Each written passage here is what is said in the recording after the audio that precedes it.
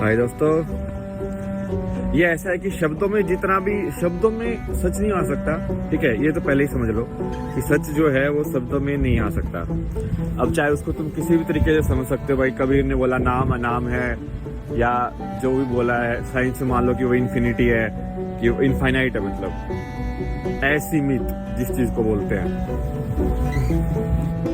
हम मॉडल की बात कर रहे थे ना, तो शब्दों के अंदर सच नहीं है, ठीक है। ये पहली बात तो ये समझ लो आप। चलो इसको मैं बना ही देता हूँ ना, साथ के साथ करते हैं इसका हल। साथ के साथ भी कर सकते हैं, इसमें क्या है ना। चलो मान लिया डब्बा हमने,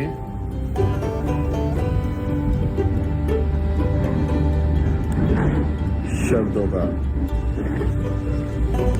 ठीक है।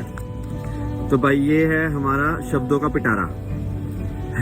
भाषा के अंदर जितने भी शब्द हो सकते हैं सारी भाषाओं के अंदर, ये उसका पिटारा है। उसके अलावा तो कुछ नहीं कम्युनिकेट कर सकते ना। तुम कर सकते हो कि नहीं कर सकते कुछ भी। उसके अलावा तो कुछ बोल नहीं सकते हो तुम। जितना भाषा के शब्द तुमको आते हैं उतने ही तो बोलोगे। तो ये सबका पिटारा हो गया, ठीक है।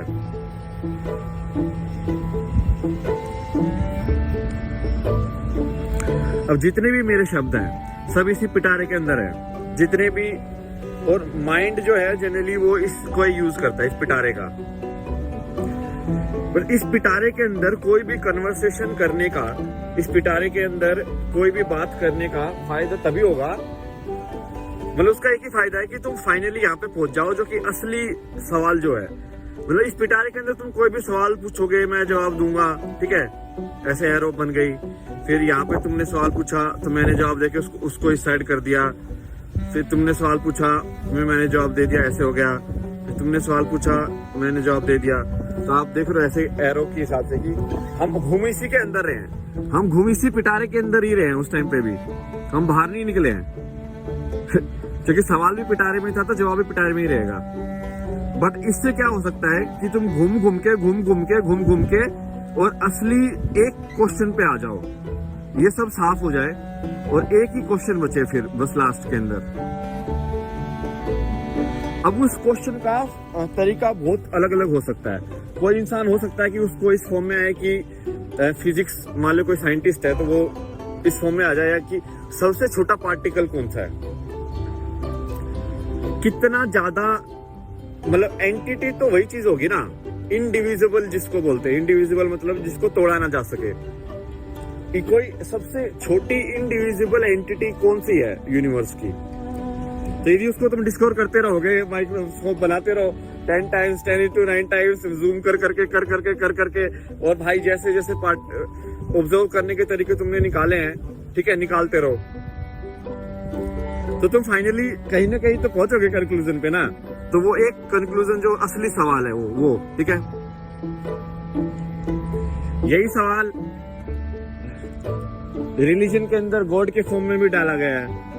तो गॉड का फॉर्म भी वही फॉर्म है कि भाई गॉड मतलब क्या है कि जो हर जगह है, सब कुछ जानता है, सब कुछ कर सकता है, सब, मतलब जो सब कुछ वही है बेसिकली, समझ रहे हो। तो वो क्वेश्चन भी वही क्वेश्चन है जो साइंस वाला बंदा पूछ रहा था कि सबसे छोटी चीज कौन सी है जो जिसको तोड़ा नहीं जा सके। तो चूंकि वो छोटी चीज ही तो गॉड हो जाएगी फिर, समझ रहे हो। उस चीज को तोड़ा नहीं जा सकता, तो इसका मतलब सारी चीजें उसी चीज से बनी हुई है, तो वो छोटी चीज गॉड हो गई, वही भगवान हो गया ना।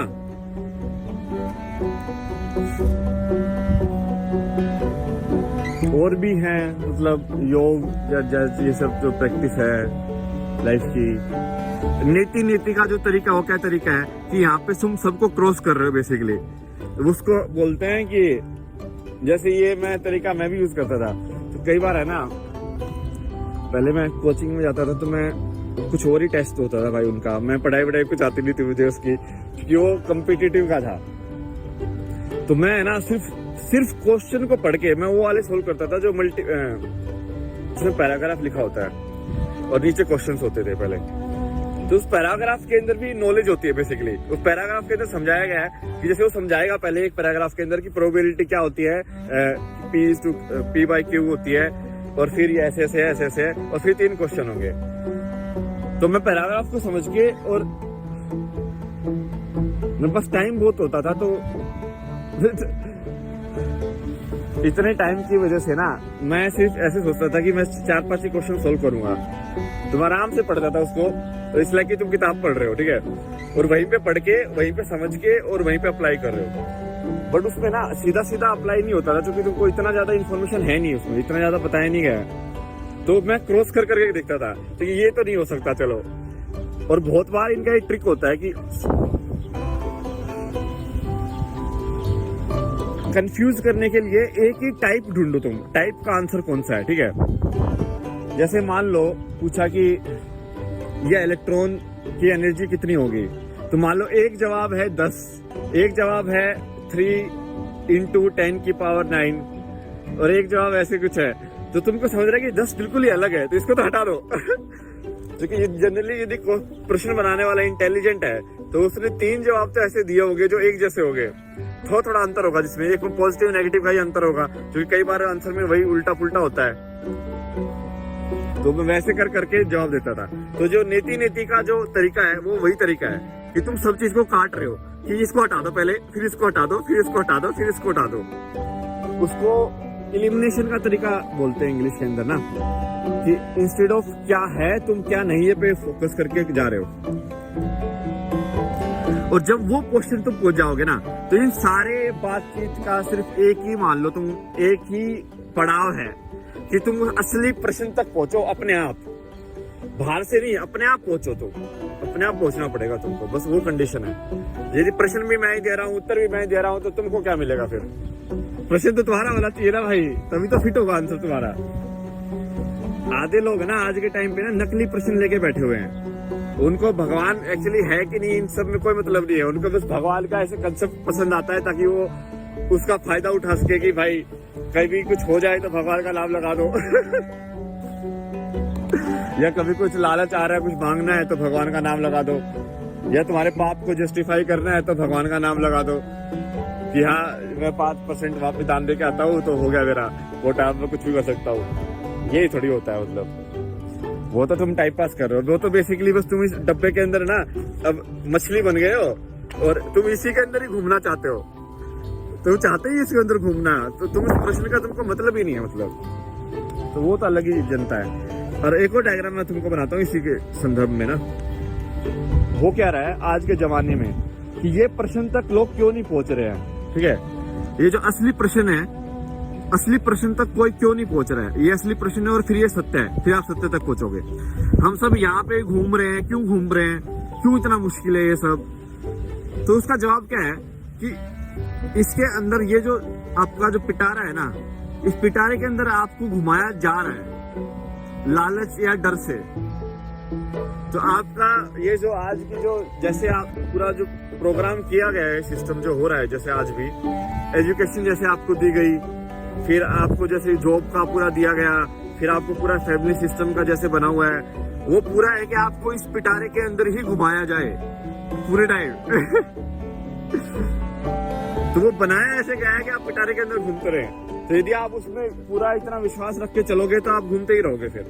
और फिर उसके अंदर भी ऐसे गेम बना दिए गए हैं, गेम के इस पिटारे के अंदर कौन सबसे तेज दौड़ेगा, इस पिटारे के अंदर कौन सबसे ज्यादा पैसा कमाएगा, इस पिटारे के अंदर कौन सबसे लंबा होगा, इस पिटारे के अंदर कौन सबसे सुंदर दिखेगा, इस पिटारे के अंदर, ये ऐसे गेम बना बना के तुमको यहाँ पे टाइम पास कराया जा रहा है पूरे टाइम इसी डब्बे के अंदर। तो और तुम भी ऐसे घूम रहे हो, और गाजर दिखाई जा रही है तुमको सामने ऐसे लटका लटका के, और तुम इसे गाजर गाजर गाजर खाऊंगा मैं खाऊंगा तो घूम जा रहे हो। वो गाजर जो दिखा रहा है ना, वो तुम्हारे ऊपर ही बैठा हुआ है, तुम वही गधे हो जो उस गाजर को देख के भाग रहे हो, और तुम्हारे ऊपर ही बैठ के दिखा रहा है वो, तुम कभी नहीं पकड़ पाओगे। पीछे मुड़ के देखो, खत्म। तो आधा गेम तो यही हो रहा है ना, ये फेक सी लाइन बना दी गई है और सब उसके पीछे भागते रहते हैं। तुम जैसे कॉलेज में तुम जाते हो ना, किसी बड़े कॉलेज में, तो वहां से रेस स्टार्ट हो जाती है कि किसका सबसे ज्यादा पैकेज होगा। ओ भाई, फिर पूरा प्लानिंग चालू। अच्छा, पैकेज लेने के लिए क्या क्या चाहिए? अच्छा ठीक है, 8 से 9 के बीच ग्रेड चाहिए, एक ये चाहिए कि दिखाना है कि मैं एक्स्ट्रा करिकुलर भी हूँ, एक थोड़ा सा ये भी दिखा देता हूँ कि मैं फिजिकली एक्टिव भी हूँ, मैं स्पोर्ट्स में टीम स्पिरिट आती है, मेरे को डिसिप्लिन मेरे बहुत ज्यादा अच्छा है। और फिर एक ये, और फिर ना ऐसे कंस्ट्रक्ट किया जाता है एक पर्सनैलिटी कि हाँ ये इस पर्सनैलिटी के साथ मैं इंटरव्यू देने जाऊंगा 4 साल बाद। तुम समझ रहे हो, ये प्लानिंग स्टार्ट हो रही है जब तुम एंटर कर रहे हो 4 साल बाद की। क्योंकि एम वही है, एम क्लियर है कि उसी ये रेस का एम यही है कि भाई कौन सबसे ज्यादा पैकेज लेके जीतेगा। तो वही राजा बन गया है, वो राजा बनेगा, उसका न्यूज छपेगी, वो है। बाकी सब कुछ भी करके जा रहे हो, किसको क्या मतलब है, हम तो इसी रेस में भागेंगे। ठीक है,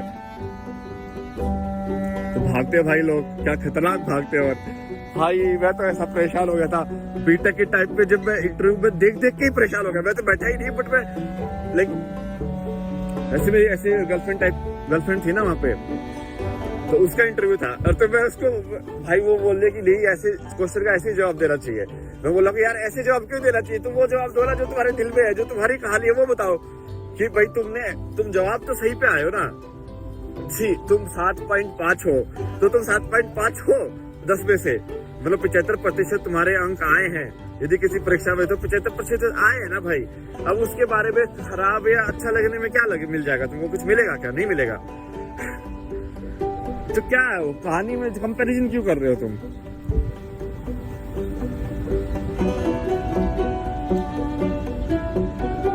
क्या पता तू सीधे मूसे वाला हो, रैपर वैपर खतरनाक कुछ भी हो सकते हो। तो क्या पता तुम खतरनाक क्रिकेटर हो, क्या पता हो तो क्या हो, बट तुम उस 40 पे ही अटक जाओगे, 50 पे अटक जाओगे, 75 पे अटक जाओगे। बट अब दिक्कत क्या है ना कि जो इंटरव्यू थे वो भी चाहते थे कि लोग वैसा आंसर दे, और ये मुझे बहुत अजीब लगा। बोला यार ये तो अलग ही यार, लोग ये तो सच्ची सुनना नहीं चाहते, मतलब ये तो लोग तो सुनना ही नहीं चाहते कि इस बंदे ने भाई कितने स्ट्रगल कर करके सीखा है लाइफ में कि कैसे ये सब चलता है, कैसे होता है। नहीं, उनको तो बस वही वो बना बनाया रोबोटिक आंसर चाहिए। तो बेसिकली उनको शब्दों का एक बना बनाया रटा रटाया आंसर चाहिए, और तुम दे दो तो बस हो गया, तो पास हो गए, तुम बन गए, तुम माइक्रोसॉफ्ट के हीरो, गूगल के हीरो।